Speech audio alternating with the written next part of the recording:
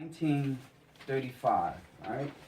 1965, under the presidency of Lyndon B. Johnson, um, the Higher Education Act of 1965 allowed or it gave opportunities to individuals who were incarcerated to get a free education.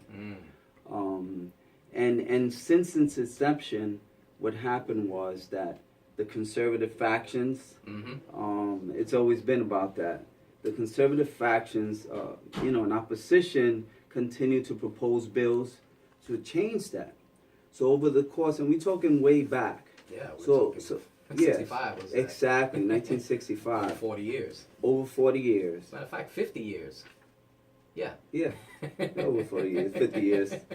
Exactly, Stephen. But what happened was that's interesting to me is that from the very beginning there was research done and evidence that education was key to recidivism.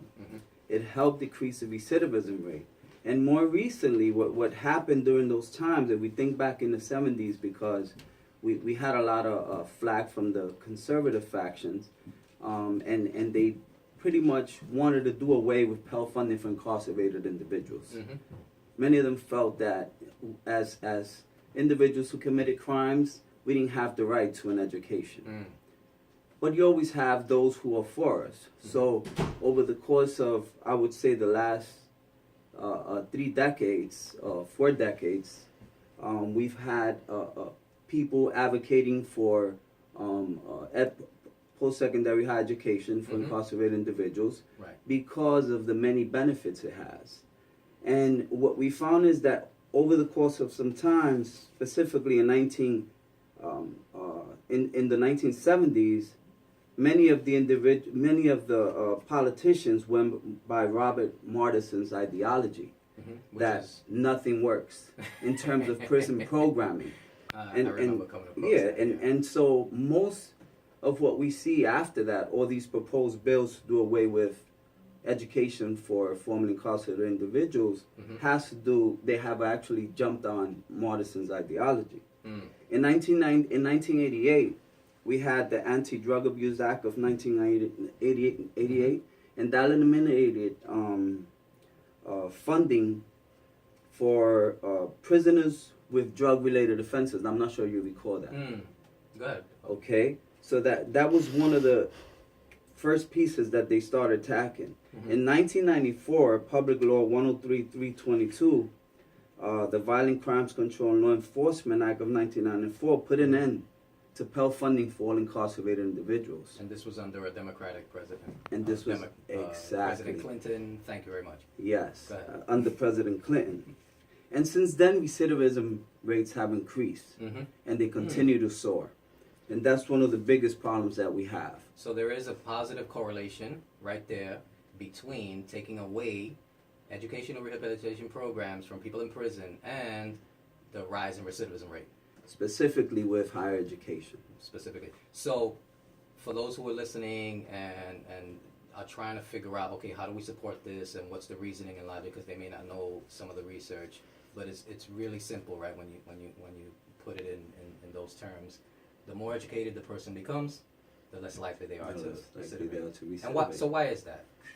Well, because of the benefits of post-secondary higher education.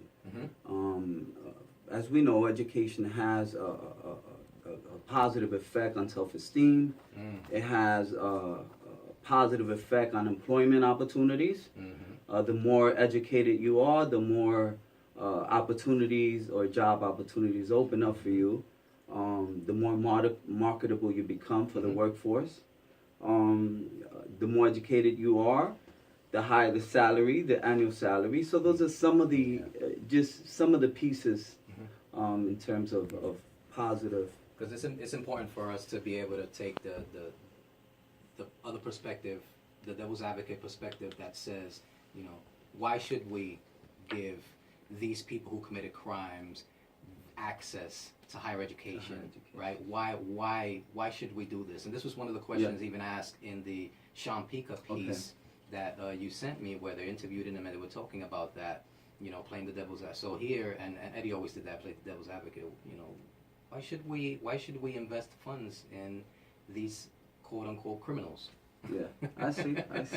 And so it's some of what you said plays into that, and I think also for me, speaking on the I, growing up uneducated and illiterate, not understanding so much of the world, and then going and being having access to this, it opens up your mind, but it also it makes you reflect on your own, stinking thinking that we had growing up in the hood, right? Some of those behaviors where they were really destructive to ourselves, to our family, and to our community, right? Where we were able to rationalize picking up that brick, setting up that spot, right? Carrying that gun. We were able to rationalize these things.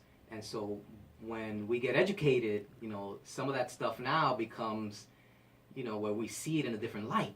And so now we start to transform even those values. Let me just say real quickly, and I want you to talk to that because I see your eyes opening up. So it is 11:30, and we have to take a quick station break. You're listening to WBAI Pacifica Radio 99.5 on the FM dial, and this is On the Count, the Prison and Criminal Justice Report. And I am Stephen Humble Mangual, your host today, in studio with Dr. Sambo Barrio. Sammy, I'm so happy to be here. So we're going to take a quick break and come right back.